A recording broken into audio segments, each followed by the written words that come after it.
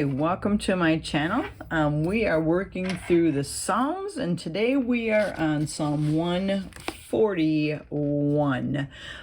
I want to read a verse to you before we get started, and then we're going to jump into that. So we are reading verses from Psalm 119. And so today I want to look at verse 66. Teach me knowledge and good judgment, for I trust your commands. So Lord, we pray that you would teach us knowledge and good judgment as we read through this psalm. And Lord, we trust what you say. We trust your commands. We trust who you are. And Lord, I pray that you would teach us as we walk through this today. In your name, amen. So we've been looking at a series of psalms that are written by David. There's 8 in a row that are written by David. And then of those 8, there's several of them that are individual laments. And we read Psalm 140 the last time, and that was an individual lament. And Psalm 141 also is, and it's also very similar to Psalm 140. So you may read some things in this one and go, oh, that sounds like, I feel like I've read that before. Yes, there's some similarities between 140 and 141. So let's read through this, and then we will start to walk through what this psalm is all about. I call to you, Lord, come quickly to me. Hear me when I call to you. May my prayer be set before you like incense. May the lifting up of my hands be like the evening sacrifice. Set a guard over my mouth, Lord. Keep watch over the door of my lips. Do not let my heart be drawn to what is evil, so that I take part in wicked deeds along with those who are evildoers. Do not let me eat their delicacies. Let a righteous man strike me. That is a kindness. Let him rebuke me. That is oil on my head. My head will not refuse it, for my prayer will still be against the deeds of evildoers. Their rulers will be thrown down from the cliffs, and the wicked will learn that my words were well spoken. They will say, as one plows and breaks up the earth, so our bones have been scattered at the mouth of the grave. But my eyes are fixed on you, sovereign Lord. In you I take refuge. Do not give me over to death. Keep me safe from the traps set by evildoers, from the snares they have laid for me. Let the wicked fall into their own nets while I pass by in safety. So again, this is a lament. If you want to write individual lament, this is an individual lament. But this one does not have all of the characteristics that we saw in 140. There's still some of them. We still have the invocation, which we talked about, which is who it's calling out to, and we see that it's calling out to the Lord. We see that in this verse, and we see sovereign Lord over in verse 8. So this is who it's calling out to. But most of this is petition.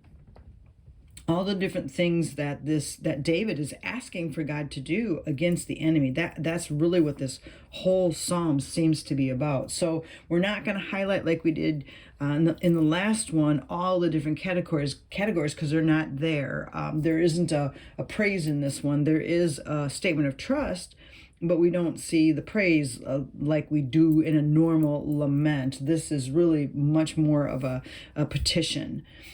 So let's just start. What we're going to do is just kind of work through the different verses. And the first one says, I call to you, Lord, come quickly to me. Hear me when I call to you.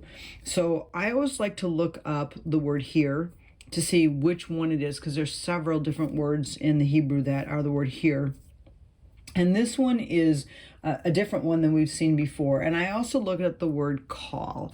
So what I'm going to do is I'm going to come over here and I'm going to write down call and hear. Those are the 2 words that I looked up. And the word call is Strong's number 7121, and it's the Hebrew word kara, so it's Q-A-R-A. And this means to cry out, or even to scream. And then another definition is to invite. So I'm screaming, I'm crying out to Lord, I'm inviting you to come quickly.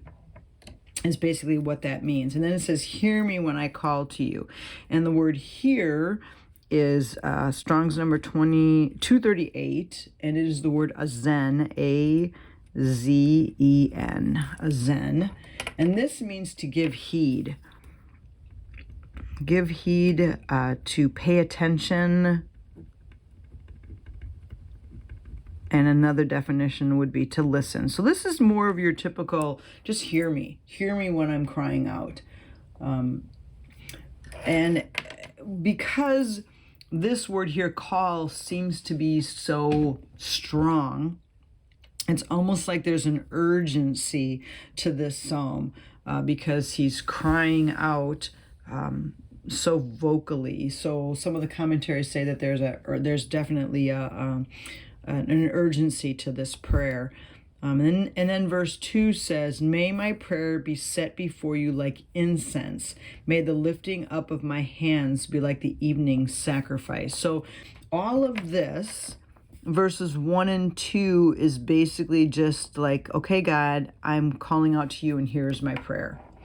This idea of incense, may my prayer be set before you like incense, could mean a couple different things. First of all, one of them could just be incense sometimes refers to the morning sacrifice. So it could be that he's just saying, let my praise rise regularly, like every morning.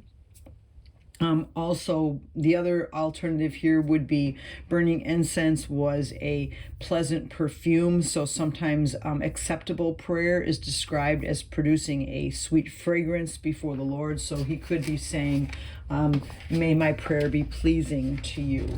So we're not sure, but those would be two thought processes behind what that word incense means.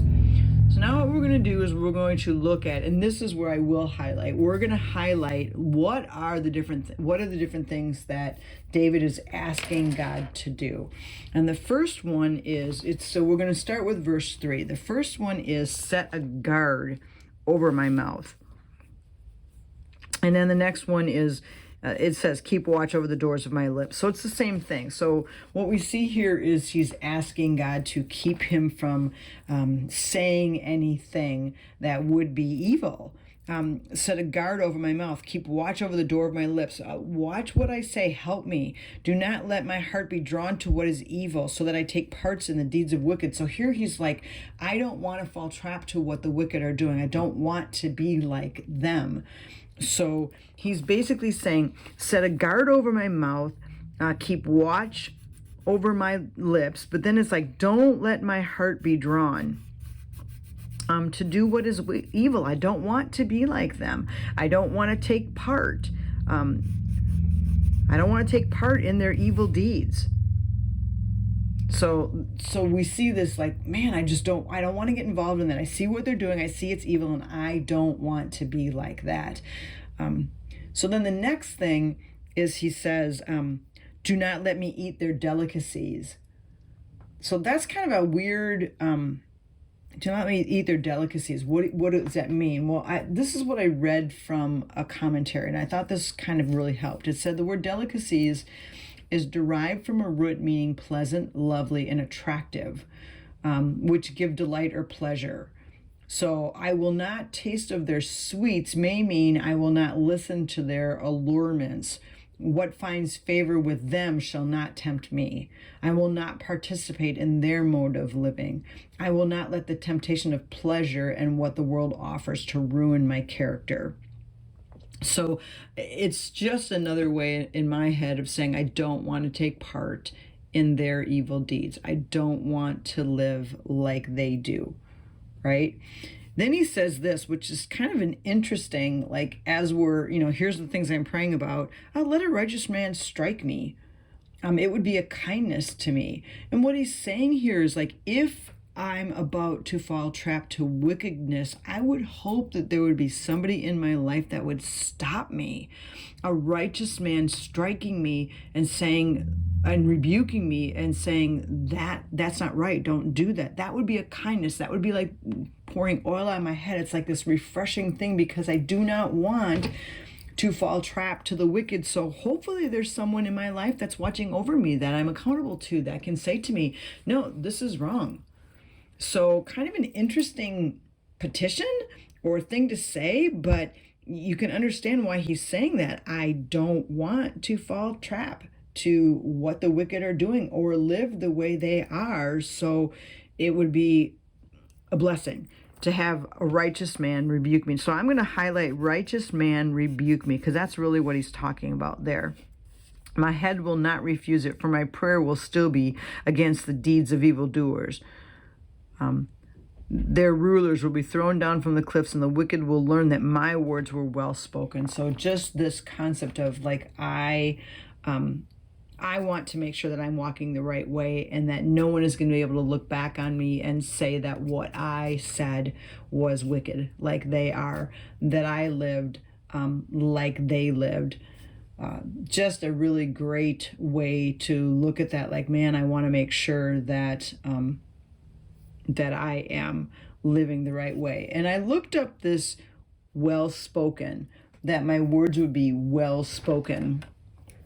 And I'm going to write over here so that you can see what this says, because I thought this was really good. So, well spoken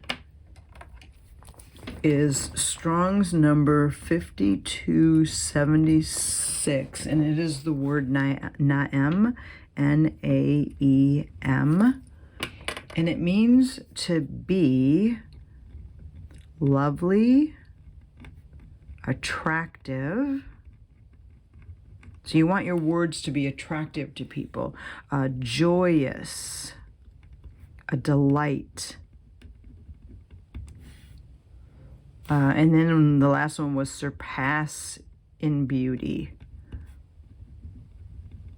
So I think that's just a really great concept there, that the wicked can look at me and they're gonna learn that my words were attractive, delightful, surpassing in beauty. I am not going to be the one to be like they are, and to talk like they do, and to live like they do, is basically what he's saying there.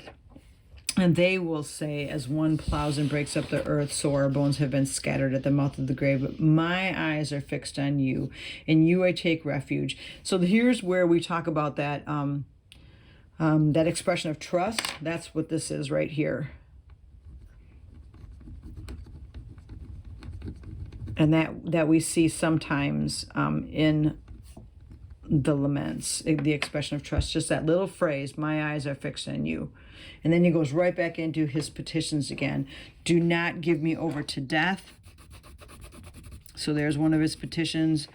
Keep me safe from the traps. So there's traps that they're setting snares.